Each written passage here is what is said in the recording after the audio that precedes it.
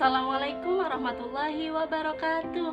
Bagaimana kabarnya anak-anakku? Semoga sehat selalu dan dalam lindungan Allah Subhanahu wa Ta'ala. Kembali lagi dengan saya, Ustazah Fida. Dalam pelajaran kali ini saya akan membahas tentang sejarah Indonesia. Oke, sudah siap kita belajar sejarah Indonesia di kelas 11? Materi yang akan dibahas adalah tentang hegemoni bangsa Barat. Ada yang tahu apa itu hegemoni?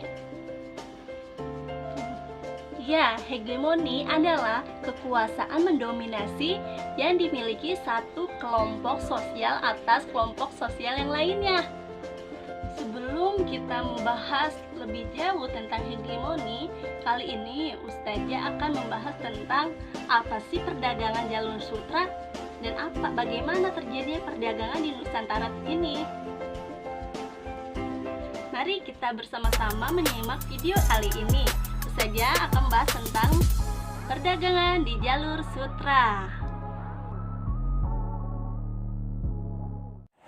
Baik, ini adalah salah satu peta perdagangan yang terjadi di jalur sutra. Pengertian dari jalur sutra sendiri adalah rute perdagangan yang membentang sepanjang ribuan kilometer di benua Asia. Jalur ini yang menghubungkan peradaban barat dan timur menjadi sarana transmisi kebudayaan penting di dunia sejak berabad-abad yang lalu. Penamaan jalur sutra mengacu pada kegiatan perdagangan sutra yang dilakukan oleh para pedagang Cina di sepanjang jalur tersebut. Perdagangan ini sudah mulai pada masa dinasti Han. Istilah ini mulai populer digunakan oleh masyarakat luas setelah ahli geografi asal Jerman yaitu Ferdinand van Richthofen menyebutkan istilah Silk Road atau jalur sutra dalam beberapa kali ekspedisinya ke Cina, yaitu pada tahun 1868 sampai 1872. Komoditas utama yang diperdagangkan saat itu adalah kain sutra. Selain kain sutra yang diperdagangkan, seiring dengan waktu banyak sekali komoditas yang diperjualbelikan. Di antara lain adalah barang yang didatangkan dari barat ke timur seperti kuda, pelana, madu, emas, perak, selimut wol, buah-buahan, unta, senjata, permadani, karpet, tekstil, baju besi, barang pecah belah. Dan sedangkan barang yang diangkut dari timur ke barat adalah kain sutra, teh, pewarna, perlengkapan rumah tangga dari Cina seperti piring, mangkuk, gelas, vas, dan porselin, dan rempah-rempah seperti kayu manis, jahe, dan gading, kertas, bubuk mesu, dan obat-obatan. Jalur sutra dirintis di Cina sejak masa dinasti Han. Pada saat itu, komoditas perdagangan Cina lebih banyak membawa sutra daripada barang lainnya. Jalur ini meluas dari Asia sampai Eropa dengan menggunakan kapal dan karavan. Jalur sutra menjadi cikal bakal hubungan barat dan timur. Jalur sutra digunakan secara teratur dan resmi membuka perdagangan dengan bangsa barat pada masa dinasti Han, itu tahun 130 sebelum Masehi hingga 1453 Masehi. Akan tetapi perubahan mulai terjadi ketika Kekaisaran Ottoman memboikot perdagangan dengan bangsa barat dan menutup rute jalur sutra. Hingga hal ini memaksa para pedagang untuk mencari cara dan menemukan sebuah rute baru untuk memenuhi permintaan barang-barang dagang yang biasa dijual di jalur sutra. Penutupan jalur sutra oleh Kekaisaran Ottoman yang kemudian memperkasai sebuah zaman penemuan yang mendorong bangsa Eropa untuk melakukan penjelajahan samudra. Mereka beralih menggunakan rute laut untuk menggantikan perdagangan darat di jalur sutra. Penjelajahan ini berdampak pada kehidupan mereka pada saat itu. yang mana bangsa Eropa mulai mengklaim beberapa tanah yang mereka temui atas nama bangsa mereka. Selain itu, mereka juga memperkenalkan budaya dan agama mereka dengan visi misi tertentu.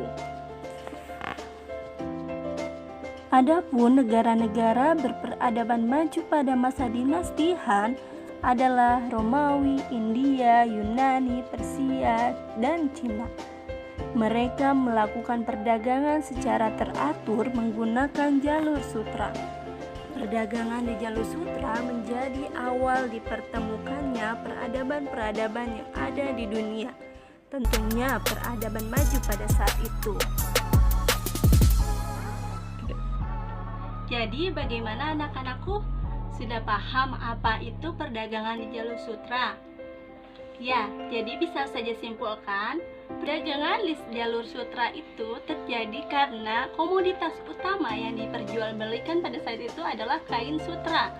Dan perdagangan ini adalah menjadi awal mula pertemunya antara bangsa barat dan bangsa timur. Jadi sudah paham kan apa itu perdagangan di jalur sutra? Oke, selanjutnya saja akan membahas tentang perdagangan di Nusantara. Mari kita simak pembelajaran selanjutnya. Oke. Perdagangan di Nusantara sudah ada pada masa praaksara. Penduduk Indonesia terkenal sebagai pelayar-pelayar yang tangguh. Mereka sanggup mengarungi lautan lepas dalam rangka melakukan kegiatan perdagangan.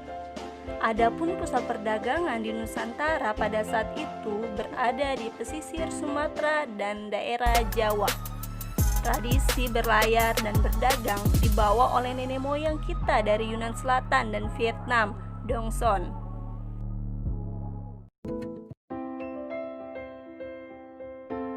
Adapun barang-barang yang diperdagangkan diantaranya adalah nekara, tembikar, dan perhiasan. Aktivitas perdagangan di Nusantara memasuki babak baru pada masa kerajaan Hindu-Buddha dan semakin berkembang pesat pada era kerajaan Islam. Kerajaan-kerajaan Hindu-Buddha yang berkembang pesat pada saat itu adalah Kerajaan Majapahit dan Kerajaan Sriwijaya. Kerajaan tersebut terkenal sebagai kerajaan yang banyak melakukan ekspedisi. Ekspedisi ini tidak hanya bertujuan politik berupa penaklukan, akan tetapi untuk tujuan ekonomi berupa perdagangan. Kerajaan-kerajaan Nusantara banyak berhubungan dengan negara lain, di antaranya seperti India, Cina, Tanah Gentingkra, Pahang, Vietnam, dan Thailand. Bahkan wilayah kekuasaan Majapahit menjangkau sampai ke daerah Thailand. Contoh dari hasil kerjasama dengan dunia luar yaitu pernikahan Raja Majapahit Brawijaya V dengan Putri Champa, Cina. Di Nusantara, Kerajaan Sriwijaya tercatat telah mengenal Kepulauan Maluku sebagai daerah penghasil rempah-rempah. Karena itu, Kerajaan Sriwijaya sangat aktif berlayar ke tempat tersebut. Kemungkinan rempah-rempah dijual ke kerajaan-kerajaan lain di Sumatera dan saudagar asing dari India pada tahun 1023 Masehi. Saudagar-saudagar Cina dan Arab lambat laun mulai mengetahui bahwa Maluku adalah pusat rempah-rempah. Pada akhirnya, mereka berlayar sendiri ke Maluku demi mendapatkan rempah-rempah yang melimpah. Jadi, perdagangan di Indonesia sudah ada pada masa kerajaan sebelum datangnya bangsa barat untuk melakukan praktek kolonialisme.